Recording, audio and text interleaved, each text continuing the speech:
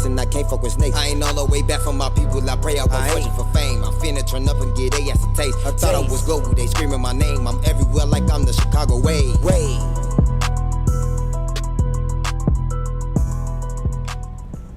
Alright, let us know we going to Chicago way today. It's your boy Big 10, Mr. Countless Dividends, man. One of the hottest in the rack right now, your boy 10K Kobee, man. So we got 10K Kobee up in here, man. How you feeling today? Shit, I'm decent, man. Taking this shit day by day. For sure. So I'm gonna just, start out with some basic questions. Where you from, bro? You know, I'm on the south side of the rack with it. Auburn, Gresham, A-Tray, 8400. Okay. So how was it like growing up in that area? Shit, same story, just by a different person for real. Shit, all this shit be treacherous, you feel me? Everybody had the good times, but shit, over time, stuff started evolving into a whole different, way of moving. So it's like shit ended up probably getting bad too. But other than that shit, life decent. That shit was decent. Okay. So as far as rapping, like, what led you to start rapping? I ain't gonna lie, what led me to start rapping, shit. I really wanted to do more than what I was doing before the music. Like, I was, you feel me, real life one of the trend kings. Like, you feel me, we packing out real parties, all type shit, you feel me? So like the whole little bopping wave, all type shit, motherfucker. No, I was doing all that shit on game, motherfucker. Can't go nowhere without doing, you feel me? Kobee and that bitch, motherfucker. No, you feel me? So shit. After I stopped doing that shit, I stopped doing all that around like 14, 15, you feel me? I'm like, alright, motherfucker just need to see what other talents I got going on. So shit, I wrote my first song with me and my nigga Kobee on game. We got no hope. Yeah, shout out to my boy Kobee on my son. We do our first song at the age of what? We was like 15, right? 15, 16. On game. Well, nigga, we was like 14, 15. Yeah, you was 14. One of those. Yeah, on game. But yeah, motherfucker do that shit. We drop our first song, that bitch did like a 20 piece, you hear me? Damn, okay. After that, we just get to going crazy on my son. Stuck with that shit. Makes sense. So as far as rapping goes, like possibly like when you started rapping, I saw you was part of like a rap group, like with J15, I believe. Nah, I want a rap group with bro, but we did a feature with him on game. There was another song we did. It was called Spaz, and me, my boy Kobee, my nigga Tanner, well that was his name. You feel me? Okay. When we was rapping, and then we did a feature with J15. Makes sense. So how was that like working with J15? Shit, shout out to my boy Street Legends too. EA, he really put us in the play with that, cause shit, he was fucking with J15 them already. Shit, they was already going crazy together. So he really just linked us on some shit. I'm fucking with both of y'all type. Both of y'all hard, you feel me? Shit, y'all all need to, collab type shit. Yeah. And we just did it like that, Makes sense. So like, let's take it back to the dancing real quick. So, like, you used to be dancing and shit. So like, what made you kind of stop dancing, and like, how'd you start? I ain't gonna lie, what made me stop shit, I just felt like we was getting a little too old for that shit. I mean, I know 14 to 15 don't sound too old, but it's like the sense we was living in, it's like shit, I'm seeing it go from like, alright, nigga, the crowds was going crazy, phones out, all type of shit. You get what I'm saying? To the point now it's just, they just sitting there with the phones out. Then it just get to the point they just sitting there.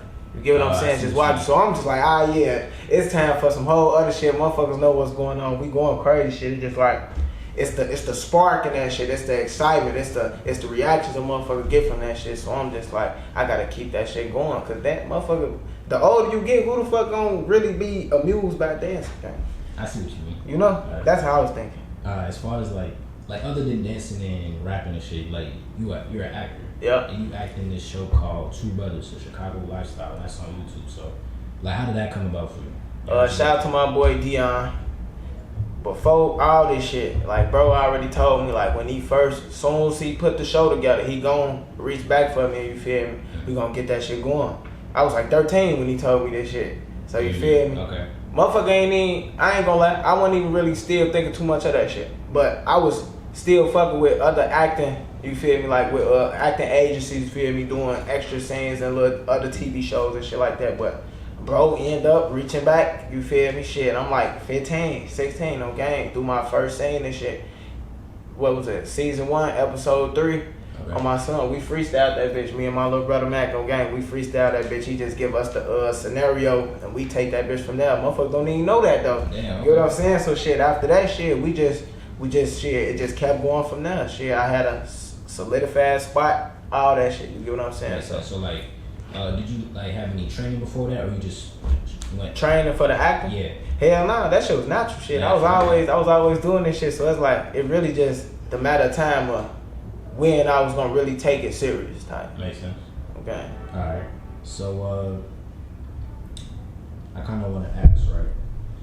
So like, what I'm gonna ask like about your music specifically. So like when I watch your videos, like you got really like interesting like visuals. Yeah. And then one thing in particular that went viral was you like in your Without My Tool music video, you was taking the shit in the middle of the street, bro. In the middle of downtown. Hey, look, that was some crazy shit. I ain't never did no shit like that, right? Yeah. The reactions out there was crazy though. Like, you gotta think about it. If you could put a perception in front of people, like you real live on the toilet, gang. Yeah. In the middle of downtown. You get what I'm saying? There's hella cars coming past, all type of people seeing you and shit. Yeah. That shit, it's a crazy feeling. It's like, motherfucker shit, you doing it, motherfucker seeing that shit. It's like they looking at you like you a motherfucking I don't even know, like they just wow, motherfucker hopping out of cars, taking pictures and shit, all type of shit. So it just like that shit was a different motherfucking, what you want to say, like a different shit.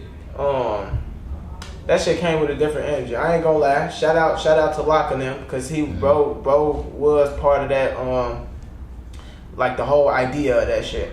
I was really thinking more so do that shit in the crib, but he ended up like, nah, we take that shit outside. Okay, were you taking the shit for real though? Hell nah. I had on a big ass white t-shirt on gang. I had on some shorts under that shit. You just gotta make the shit look real, gang. Like you gotta know how you feel me. Like, look, that shit raw. Motherfucker know how to do that shit. I'm glad you mentioned Lock in there because I want to ask you about like No More Heroes. I know you work with No More Heroes, so like, did you ever like think about signing to No More Heroes, or like it's just videos and shit? Hell nah, just the videos. I'll fuck with them on the videos for sure. I want to sign to them though. I'll fuck with them with the visuals for sure, because I just feel like they can bring certain visuals to life. Like I just feel like they just meant for certain videos for real. Again, like some people, everybody can't necessarily do exactly how they do their shit. But it's some motherfuckers that still create movies. But for certain visuals and songs, I would like for them to do that shit. Makes sense, like they got it. They really got it.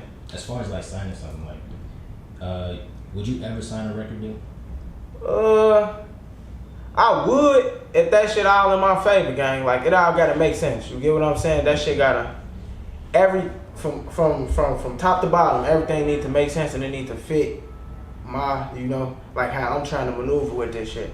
Other than that, I'm not folding for that shit and I need a few mil, gang. I ain't gonna lie, I need a couple mil. If they ain't talking that, we ain't shit, I'm not talking. Not talking, okay. I'm gonna switch gears for a sec. I got this segment called Cairo's Logic. Shout out to No Limit Cairo. So he was talking about basically gangsters, who he thinks are real gangsters. He said Lil Zay Osama, FBG Duck, and King Von are the only rappers from Chicago that live what they rap about because he heard gangster stories about them. So I kind of want to ask you, do you got a gangster story about yourself, non-incriminating of course? I wouldn't even talk about that shit if I did. Man, you can't let them that shit. I do, but it's just like shit. I just feel like shit. What that's gonna prove to these people that we talking to, Because it's like shit. Y'all, a lot of y'all don't even know me, gang. It's some of them that do know me, but a lot of y'all don't know me. And it's like at the end of the day, that shit would be self-incriminating. You get what I'm saying? So shit, it's like, fuck that shit. A motherfucker, if they want to come see that shit, tell them to come see for themselves. Okay. Alright, I got this next segment, and I call it Little Reese's Research. Shout out to Reese. So you know how Reese be like, I gotta do my research and everything. Alright, so here I ask you a question.